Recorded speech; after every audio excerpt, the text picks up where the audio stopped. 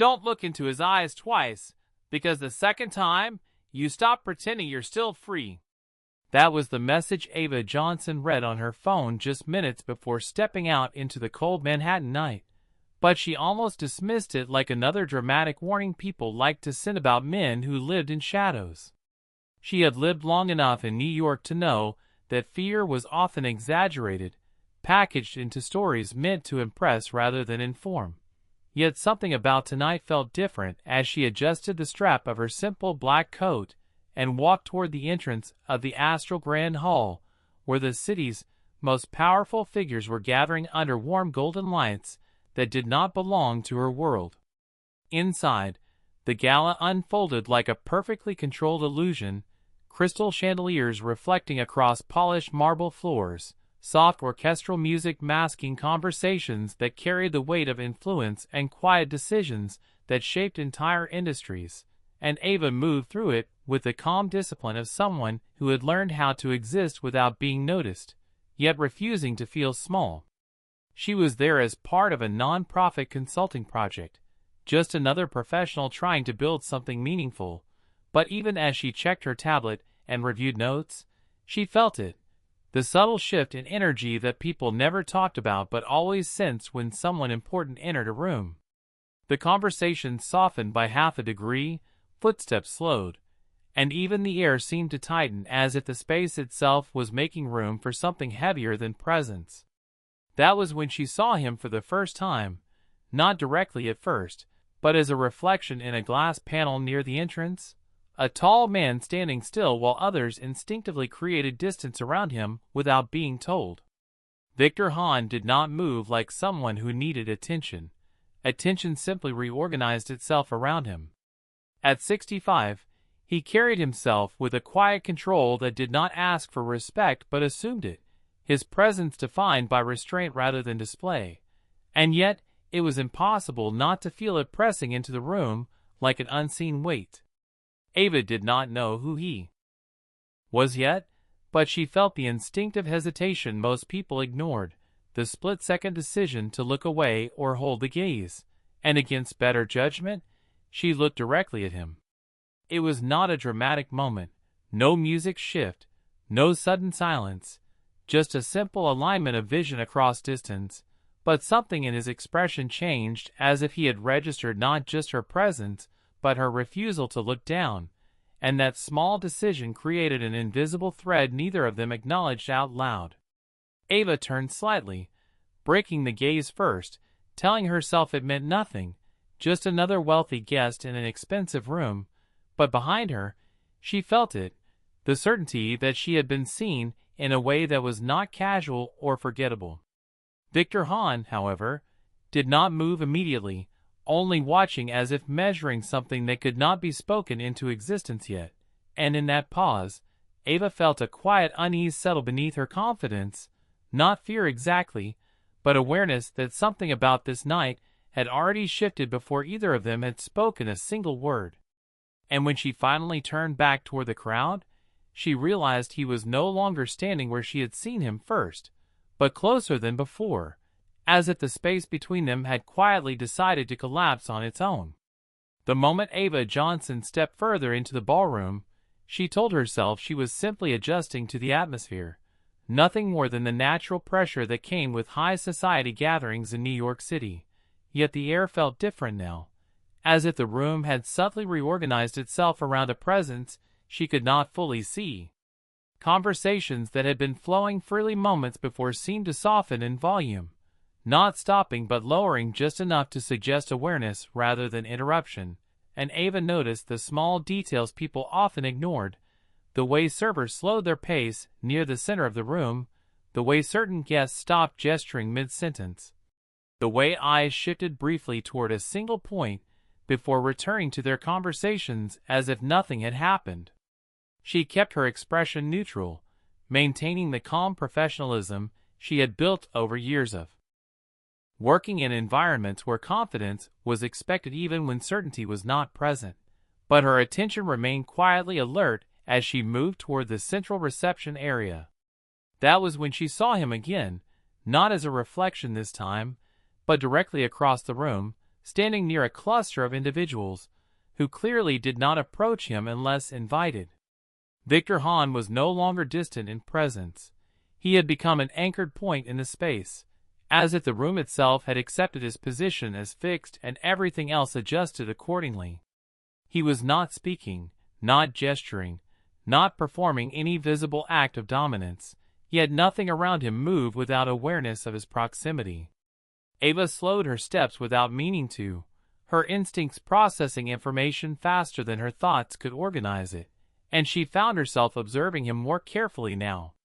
His posture was composed, neither rigid nor relaxed, but controlled in a way that suggested discipline shaped over decades rather than moments, and the subtle attention of those nearby confirmed what instinct had already indicated. He was not a man people approached casually.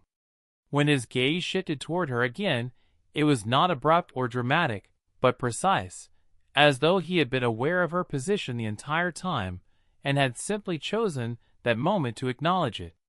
Ava did not look away immediately, and that decision created a quiet tension between them, not visible to others, but unmistakable to her. There was no expression on his face that could be easily interpreted as invitation or threat, only observation, steady and deliberate, as if he was measuring something internal rather than external. Ava forced herself to continue walking, refusing to alter her direction in response to a glance, yet she was aware of the subtle shift in her own awareness, the way her attention kept returning to him without permission.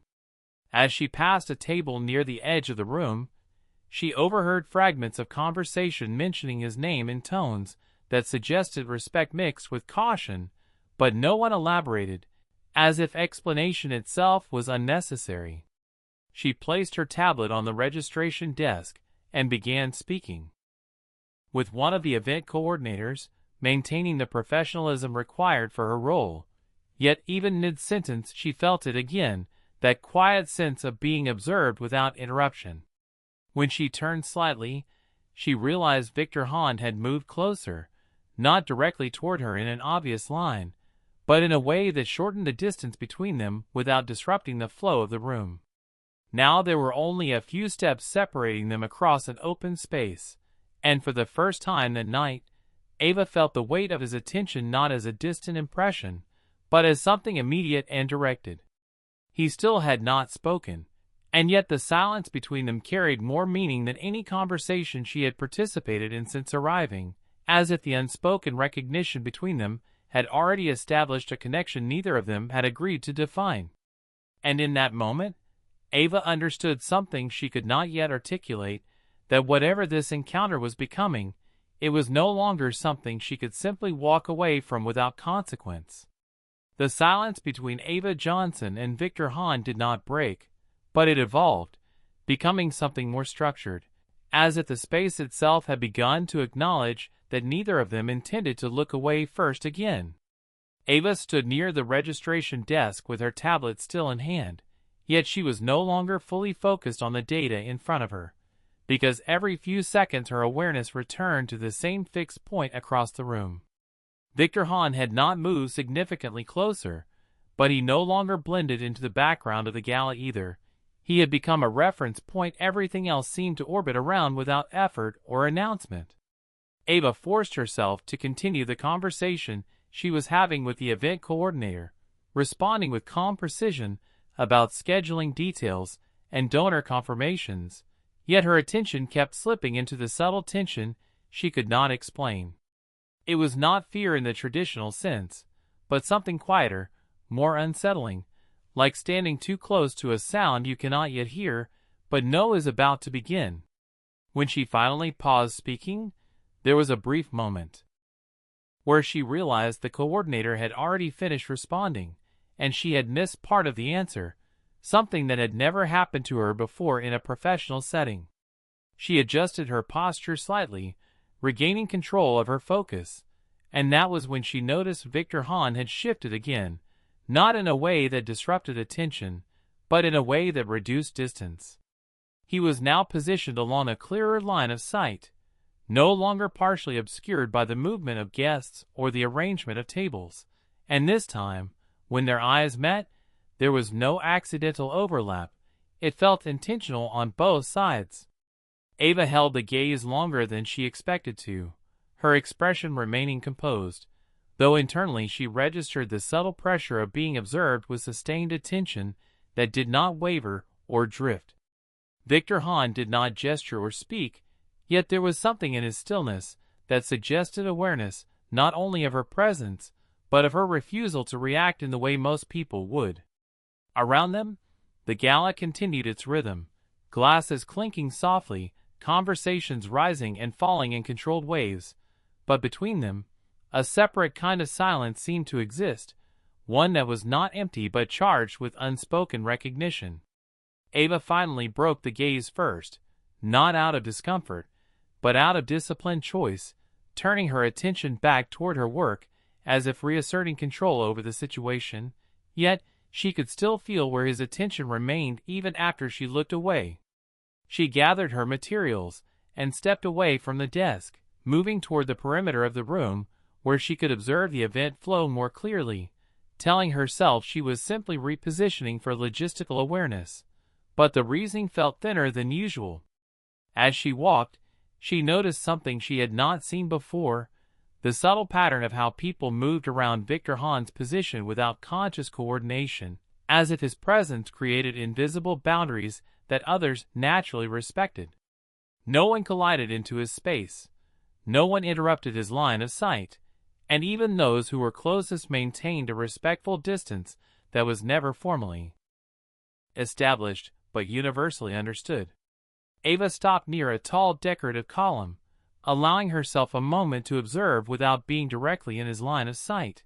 Yet, when she glanced back, she realized he had already anticipated her movement, his gaze aligning with her position as if it had never left her. The realization made her still for a fraction of a second, not because it frightened her, but because it confirmed something she had been avoiding acknowledging, that this was not random attention, and it was not fading with distance. Victor Hahn finally moved, not toward her in a direct approach, but by shifting his position in a way that placed him at the edge of her awareness again, reducing the space between observation and interaction without initiating contact. And in that measured, deliberate adjustment, Ava understood that whatever was unfolding in this room was not an encounter that would resolve itself by avoidance, because he had already decided she was part of his attention, and attention like his was not something that simply disappeared when ignored. The moment Ava Johnson allowed herself to turn away from Victor Hahn's direct line of sight, she believed she was reclaiming control over the space she occupied, yet, within seconds, she realized control in this environment was not something that could be simply taken back through intention alone. The gala continued around her in its polished rhythm, but her awareness remained subtly divided, part of her still tracking the invisible presence she had stopped looking at, as if awareness itself had developed its own direction. She moved slowly along the edge of the ballroom, stopping near a long table arranged with crystal glassware and untouched hors d'oeuvres, using the physical structure of the room as a way to anchor her focus back into professional responsibility.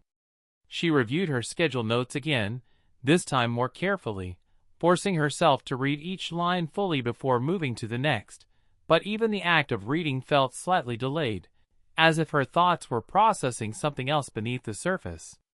That was when she heard it, not a loud interruption, not a dramatic call, but a voice that did not need volume to command attention. "You have been observing the room, like someone trying to understand it," Victor Hahn said from behind her, his tone calm and precise, carrying the quiet authority of someone accustomed to being heard without repetition. Ava did not turn immediately, not out of hesitation, but out of measured discipline, allowing herself one controlled breath before she faced him. When she did, he was closer than before, not invading her space but occupying it with the same inevitability she had noticed earlier, as if distance was something that naturally adjusted itself around his decisions rather than hers. "I am here for a professional assignment," Ava replied evenly, her voice steady, though she was fully aware that the statement did not fully explain what had already transpired between them. Victor Hahn regarded her without expression, that could be easily interpreted, yet there was a depth of attention in his gaze that suggested he was evaluating far more than her words. "Assignments are structured," he said simply. "What you are doing is not structure, it is awareness." The statement was not delivered as criticism, but as observation, and that distinction made it more difficult to dismiss. Ava met his gaze directly, refusing to allow herself to step backward emotionally even if the space around her felt increasingly defined by his presence. "Then perhaps you are mistaken about what you are seeing," she responded, her tone calm but firm, maintaining her professional composure even as the atmosphere around them seemed to quiet in a way that had nothing to do with sound. Victor Hahn did not react immediately, and in that pause Ava felt the subtle weight of being measured without explanation, as if she were part of a calculation that had not yet been disclosed. Then, without changing his expression, he spoke again. "Mistakes are usually revealed through time," he said, "not disagreement." Ava held her ground, refusing to engage in the implication behind his words. Yet she could feel the conversation shifting away from chance encounter towards something more intentional. Around them, the gala continued its illusion of effortless elegance, but within their small circle of space, everything felt more contained, as if the room itself had narrowed to accommodate the direction of their exchange. Victor Hahn finally shifted his stance slightly, not stepping closer, but adjusting his position so that his presence aligned more directly with hers. And in that subtle movement Ava understood something she had not yet admitted to herself, that this was no longer a matter of observation or coincidence, but a deliberate attention she had already been placed inside without invitation, and the realization left a quiet, steady tension in the space between them that neither of them chose to break. The silence that followed Victor Hahn's last statement did not feel like an ending but rather like a pause that expected continuation, and Ava Johnson could sense that nothing about this moment was accidental anymore. She remained composed, though her awareness had sharpened into something more precise, tracking not only his presence but the way the entire environment subtly adjusted itself around him. Victor Hahn did not move closer, yet the space between them felt reduced, not physically but perceptually, as if distance had become irrelevant in his proximity. Ava forced herself to maintain steady breathing, reminding herself that she was still in a public setting, surrounded by professionals, guests, and structured order, yet none of that seemed to dilute the quiet intensity forming between them. "You operate with observation instead of participation," Victor Hahn said after a moment, his voice calm and measured, as though continuing a thought rather than initiating a new one. Ava did not immediately respond, choosing instead to evaluate the intent behind his words rather than the surface meaning. "Observation is part of my work," she replied evenly, maintaining a professional tone that did not invite interpretation beyond its literal intent. Victor Hahn studied her for a brief moment longer, then shifted his attention slightly toward the broader room, as if acknowledging the event while still remaining separate from it. "Most people confuse presence with understanding," he said quietly, "but they are not the same thing." Ava felt the statement land with quiet precision, not as a challenge but as an assessment, and she resisted the instinct to interpret it as either agreement or disagreement. Instead, she adjusted her stance slightly, grounding herself in the physical space she occupied, reminding herself of the purpose that brought her here in the first place. Yet even as she did so, she became increasingly aware that her original purpose was no longer fully anchoring her attention. Victor Hahn finally turned back toward her, his gaze steady and deliberate, and for the first time that night, there was a subtle shift in tone, not in volume or expression, but in direction. "You were not meant to notice me," he said simply. Ava held his gaze without flinching, though the statement introduced a complexity she could not immediately categorize. "I did not arrive here with any intention regarding you," she responded, her voice controlled and clear, maintaining distance through language even as proximity and perception continued to narrow. Victor Hahn did not react with surprise or contradiction. Instead, he appeared to accept the response as part of a larger pattern he was already analyzing. Intentions are not always declared at arrival, he said calmly. Sometimes they develop through recognition. The words created a subtle shift in Ava's internal focus, not because they were emotional, but because they implied continuity beyond the present moment. Around them, the gala continued in structured elegance, yet Ava noticed that even the surrounding movement seemed to respect the stillness of their exchange, as if the room itself had adjusted its rhythm to accommodate it. She exhaled slowly, maintaining composure, and then responded with careful neutrality. If recognition is what you are referring to, then it is still unilateral, she said. Victor Hahn observed her for a longer moment this time, not interrupting, not redirecting, simply allowing her words to exist fully before responding. When he finally spoke, his tone remained steady. That depends on how you define direction, he said. Ava felt the conversation shift again, not toward confrontation, but toward structure she could not yet map. And in that uncertainty she became aware of something quietly unsettling, that Victor Hahn was not attempting to persuade her or impress her, but rather to establish that their interaction was already part of something ongoing. And as she stood there, maintaining her composed exterior while processing the depth beneath his restraint, she realized that leaving this exchange behind would not be as simple as turning away, because some forms of awareness, once acknowledged, did not return to silence. The conversation between Ava Johnson and Victor Hahn had not ended, but it had transformed into something quieter, more controlled, as if both of them had unconsciously agreed to continue without acknowledging the weight of what was forming between each exchange. Ava stood with steady posture near the edge of the ballroom, her professional composure still intact, yet her awareness had shifted into a heightened state that no longer allowed her to fully separate the environment from his presence. Victor Hahn remained where he was, not advancing, not withdrawing, but occupying a position that made his attention feel constant even in stillness. Ava realized that what unsettled her was not his proximity, but the consistency of his focus, as if once directed, it did not disperse. She exhaled slowly and shifted her attention toward the room again, attempting to re-anchor herself in her original purpose for being there, reviewing the flow of guests and the structure of the event.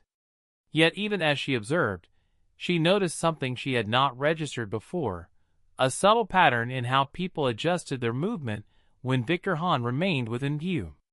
It was not fear in the visible sense, nor avoidance, but a quiet recalibration, as though his presence created an unspoken boundary others naturally respected without instruction.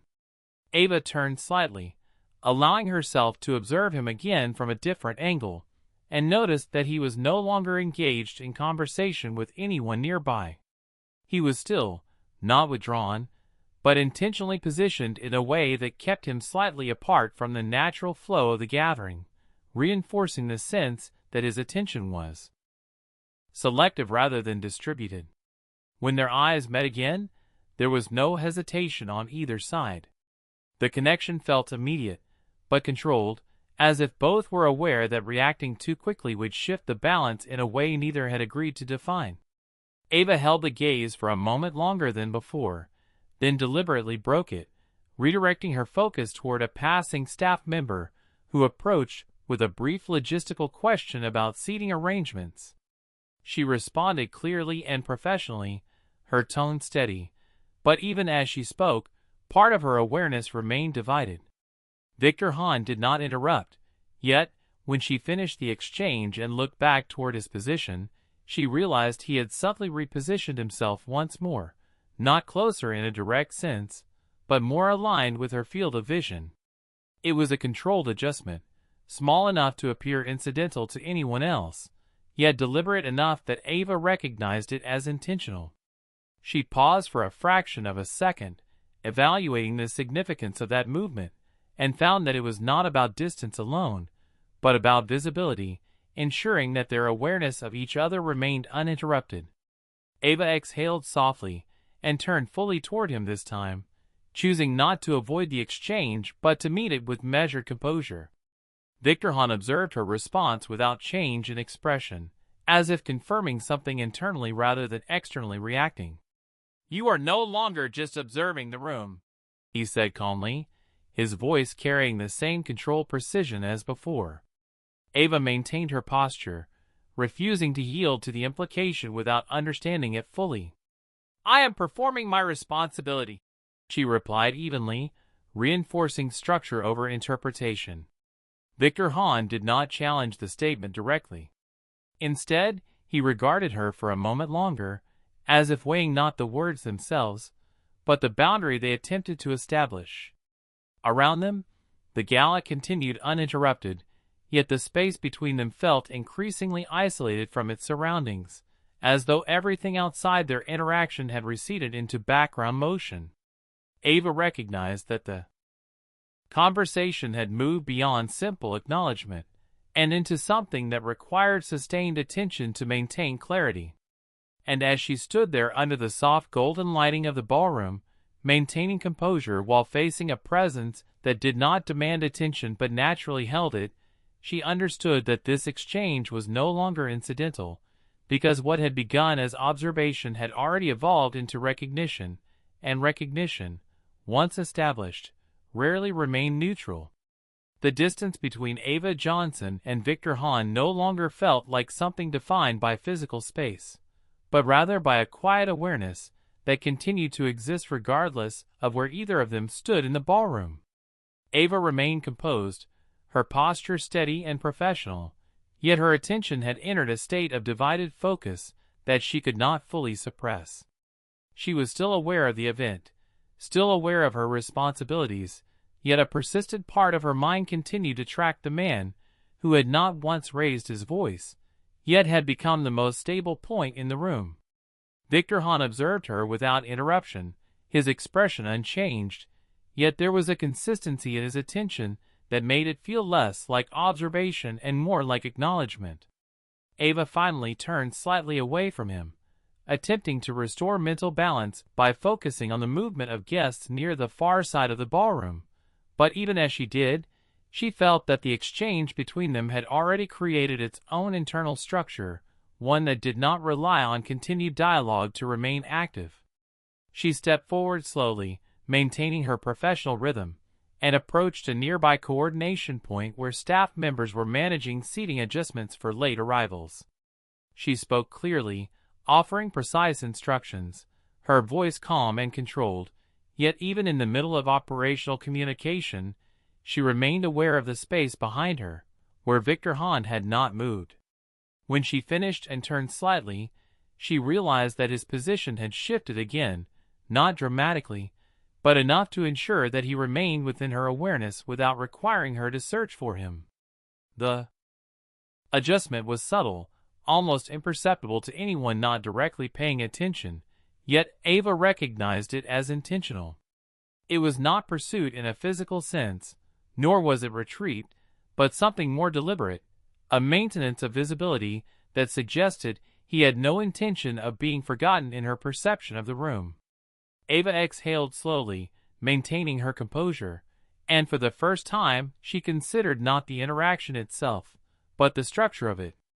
Every exchange they had shared so far had followed a pattern that neither escalation nor withdrawal disrupted. Victor Hahn did not force engagement, yet neither did he allow distance to dissolve naturally. Instead, he positioned himself in a way that kept continuity intact. When Ava finally looked back at him directly, she noticed that his gaze was already aligned with her movement, as if he had anticipated the exact moment she would return her attention. There was no change in expression, no visible shift in emotion, yet the timing of his awareness created a sense of precision that could not be ignored. Ava held his gaze for a longer moment than before, not as a reaction, but as a decision, testing the stability of the exchange rather than avoiding it. Victor Hahn remained still, allowing the silence between them to exist without interruption, and in that silence Ava felt something she had not fully acknowledged until now, that the interaction was no longer reactive on either side. It was sustained. Around them, The gala continued its structured elegance, but the space they occupied felt increasingly distinct from its flow, as if their awareness of each other had created a separate layer of focus within the environment. Ava finally broke the gaze, not out of discomfort, but out of control, choosing to redirect her attention toward the operational movement of the room once more. Yet even as she did, she understood that what had developed between them was not fading with distance or distraction. It remained consistent, and consistency of attention, she realized, was not something that simply dissolved when ignored. The atmosphere in the ballroom had not changed in appearance, yet something fundamental within Ava Johnson's perception of it had shifted beyond simple awareness. The gala still continued with its structured elegance, soft lighting reflecting off polished surfaces, conversations moving in controlled rhythm, yet Ava was no longer experiencing it as a single continuous environment. Instead, she felt as though a secondary layer of attention had formed within her awareness, one that continuously registered Victor Hahn's presence regardless of where she redirected her focus. She stood near the outer edge of the room, maintaining her professional responsibilities with steady composure, reviewing final coordination notes, and confirming details with event staff. But even these routine actions felt subtly divided. Every few seconds, without intention, her attention would return to the same point, as if drawn not by curiosity alone, but by a consistency she could no longer ignore. Victor Hahn remained positioned within the central flow of the gala, not isolated, yet distinctly separate from it in a way that did not require explanation. He was engaged in no visible conversation, no active display of authority, yet his stillness alone created a sense of structure around him, as if the room's movement adjusted itself in relation to his position.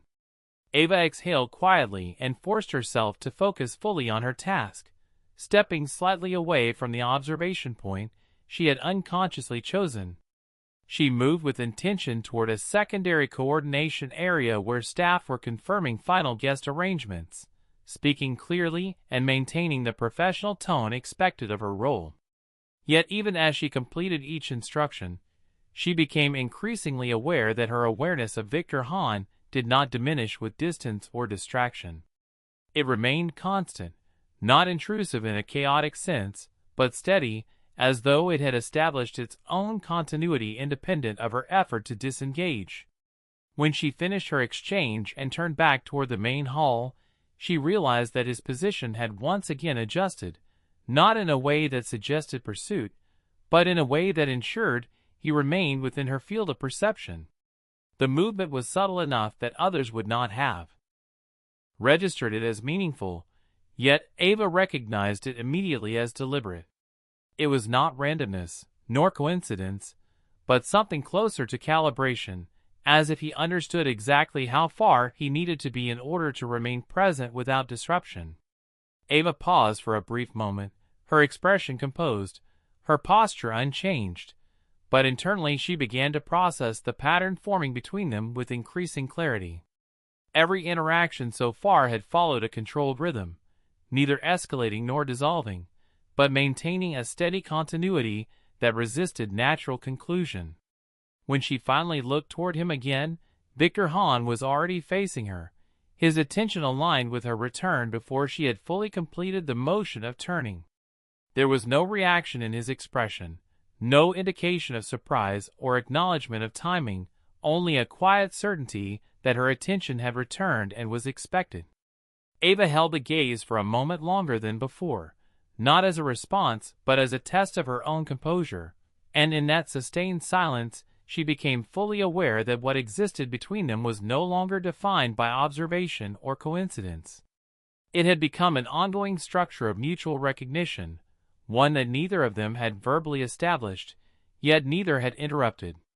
Around them, the gala continued its seamless motion, unaware of the subtle shift occurring within a single line of sight, but within that contained space of awareness, Ava understood that the nature of distance itself had changed, because what Victor Hahn maintained was not proximity, but permanence of attention. The final moments of that evening did not feel like a conclusion, but rather like a continuation that neither Ava Johnson nor Victor Hahn had verbally agreed to pause. The ballroom remained active around them, filled with controlled movement, polite conversations, and the soft orchestration of an elite gathering, yet within Ava's perception, the environment had subtly reorganized itself into two layers: the visible event and the constant awareness of a single presence that did not fade no matter where she stood. Ava remained near the outer edge of the hall, maintaining her professional composure, completing final confirmations with staff, and ensuring that the logistical flow of the event remained stable. But even in the precision of her actions, her awareness continued to return to the same point with quiet consistency. Victor Hahn had not changed his position in any dramatic way, yet his presence continued to define a portion of the room that seemed unaffected by the movement of others. He did not seek attention, nor did he withdraw from it, but instead existed within it as a fixed reference that everything else adjusted around without instruction. Ava finally completed her final check and lowered her tablet, allowing herself a brief pause that was not part of her schedule. In that moment of stillness, she became fully aware of how persistent the awareness between them had become. It was no longer dependent on proximity, nor on direct eye contact, but had developed into something continuous, something that remained active even when neither of them was directly acknowledging it.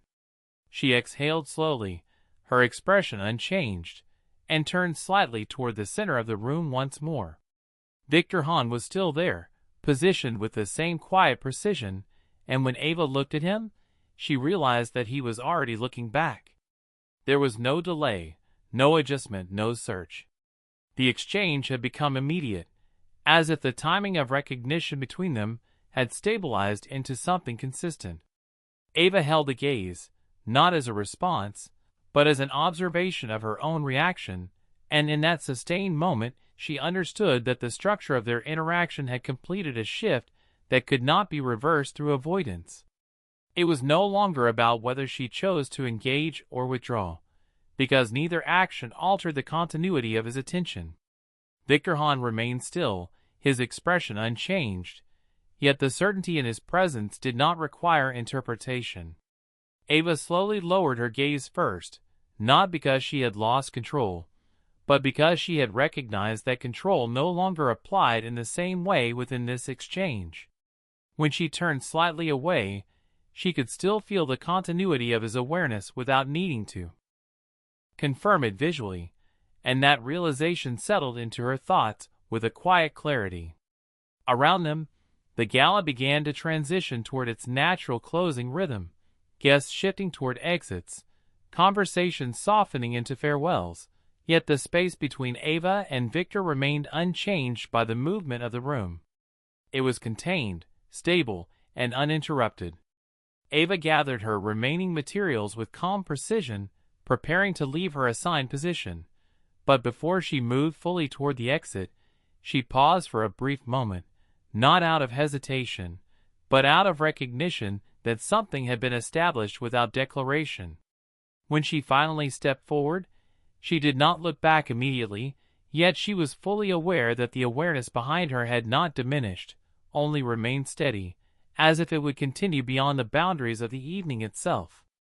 And in that understanding, Ava recognized that what had begun as a single moment of observation had evolved into a sustained point of recognition that neither distance nor silence had been able to dissolve.